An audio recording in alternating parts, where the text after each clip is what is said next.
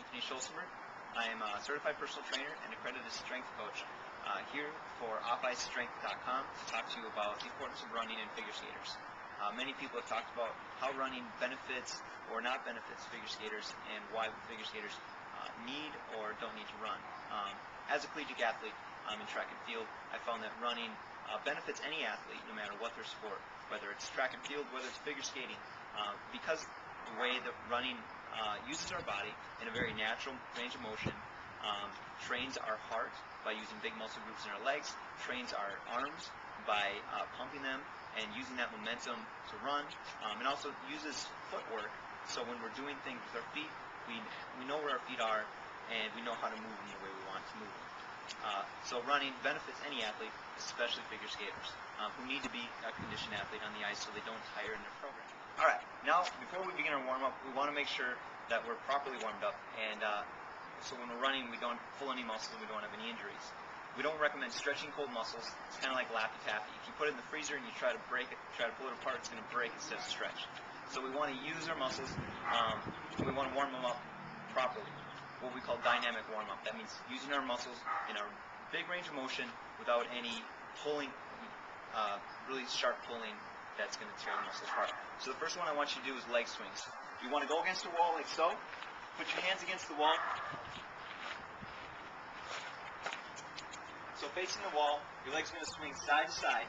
Do that for 15 repetitions, and then go and switch legs. So you're still going to face the wall, you do the other leg. Make as big a range of motion as you can. You want to make sure the bigger range of motion, the better your stretch you're going to get in those hips. Okay, now that you've done 15 each leg on that side, that way, you're going to have the wall to your side, and now you're going to swing your legs forward and back, like so.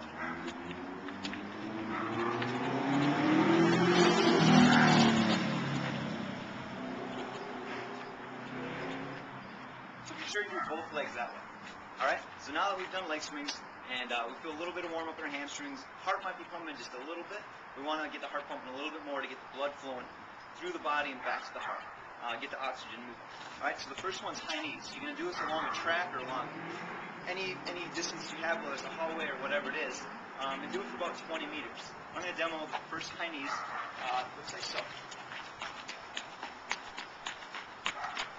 Be sure you get your knees up really high and you're up on your toes. It doesn't matter how fast you get to the other end, it's a matter of how many of those repetitions you get within that 20 meters. After you hit 20 meters, you do high knees back. After you're back to the beginning, you're going to go and do butt kicks. The same distance, there and back. Now you want to be sure that you're also pumping your arms. Might look a little silly, might feel a little silly, but it's just to simulate that running. Pump your arms, butt kicks back. Alright, after butt kicks, we're going to go into some skipping techniques. First, you're going to skip for height. This is really going to help with your vertical. You want to skip, pump your arms, help you get as high as you can in that skip. Once you land, go into another skip. Again, 20 meters there, 20 meters back. Doesn't matter how many you get in, it's a matter of how high quality they are. So the higher, the better. Next, after skip for height, you're going to do skip for distance. So next, you're going to skip to cover as much ground as you can when you're skipping for distance. Alright, so we're about halfway through the list, so I'll reiterate. High knees, butt kicks, skip for height, skip for distance. Alright, next one requires a little bit more footwork. Karaoke. What's going to happen is your legs are going to cross in a grapevine, forward and backwards, forward and backwards. 20 meters there, 20 meters back. You're going to do that as fast as your feet will allow. The faster you do it, the more coordinated you're going to be, and the better benefit you're going to get from it. Alright, after karaoke, next you're going to do boundy. This is where you're going to stretch your legs out as far as you can as you're running. It might feel a little funny, but it's great for the form and really helps with form. 20 meters there. 20 meters back. And that's boundy. The last one is an acceleration. All it is you run as fast as you can, 20 meters. After you hit 20 meters, you start slowing down. So you accelerate, accelerate, accelerate, you hit 20 meters, and you start slowing it back down. You're going to go back and forth with that. And that's your warm-up. Alright, so now that we got the warm-up out of the way, we talked about how to properly run. Now you want to talk about what kind of running workouts you're going to do. There's a few different kind of running workouts. There's the generic, you just go out and run one pace for as long as you can, whether it's 10 minutes, 30 minutes, 60 minutes. That's just steady threshold running. What that's going to do is really train your heart, train your body to get in that rhythmic motion, train your legs, and that's great.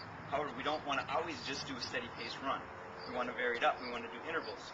We want to train our heart rate to go up and then bring it back down. Because the faster our heart rate comes back down, the quicker recovery time. When you're on the ice and you're getting really tired, we want you to recover very quickly so you can get back and do that double axel. So there's the endurance run, which is great. You can do sprinting run, which is, for instance, run as fast as you can for a minute, walk for a minute. Run as fast as you can for a minute, walk for a minute. Interval training is going up, going back down, going up, going back down. You want to make sure you're varying that. And there's numerous ways to do that, infinite ways to do that. And then the last type of running workout is when we actually incorporate resistance training into our running. So that means if I'm going to run a lap, run a 400 meter or run for time, 5 minutes or so, then I'm going to stop. And then I'm going to do, let's say, squats. And then I go back to running. And then after I run another 400 meters, I'm going to stop. I'm going to do some lunges. Okay? Then I'm going to stop. I'm going to go back to running.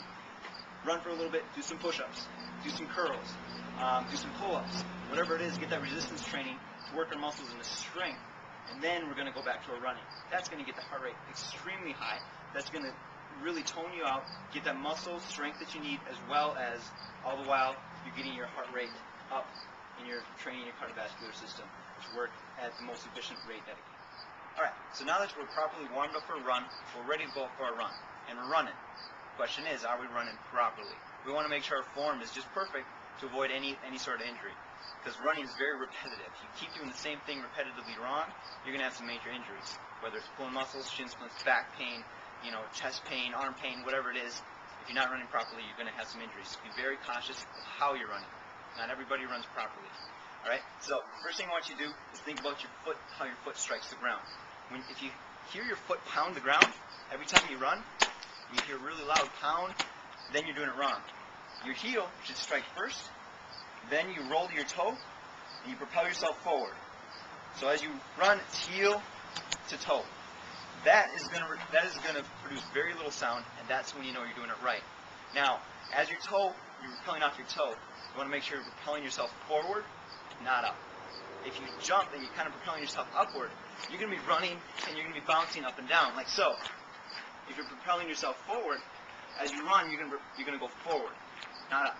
You're not going to see your head bouncing up and down. You're not going to get a really bad headache, and it's going to be a lot less pounding in your joints, not to mention a ton more efficient with your distance that you're running.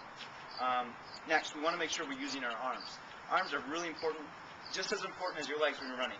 If you're not using your arms properly, your legs actually get slowed down. Your arms is what drives your legs to run. So, as you're running, use your arms. This is if you're sprinting really fast, you want your arms like so. If you're running at a slower endurance pace, your arms can be a little bit more at your side. You don't have to pump quite as much. But if we're running and our arms are like so, not only are you going to look really silly, you're going to be very inefficient. You don't want your arms up here. If we're running and we're really tightening our shoulders, we're going to have lots of pain up in your neck, and we're not going to use our arms properly. So, you want your arms about 90 degrees, maybe even a little lower. Just give it a nice, make sure you're feeling as natural as possible, not over pumping and not under pumping. Just a nice, easy pump of the arms. We want to be very cautious of the way our torso, our hips up, is leaning. If we're running and we're really leaning forward like this and really going like this, you'll be very inefficient. You're going to continue to have to catch yourself from falling on the ground. You're going to have back pain, and it's not going to be very efficient at all. Now, we don't want the opposite of that. Is when you're leaning backwards and you're running like so. Now, obviously, these are extremes, but to prove my point. You don't want to be running completely upright, Forrest Gump, but you want to have a slight forward lean like so. So as you're running, you should have a slight forward lean because that's the way your legs are going. Slight forward lean like so. So this is completely upright, and this is slight forward lean, the way we want to run.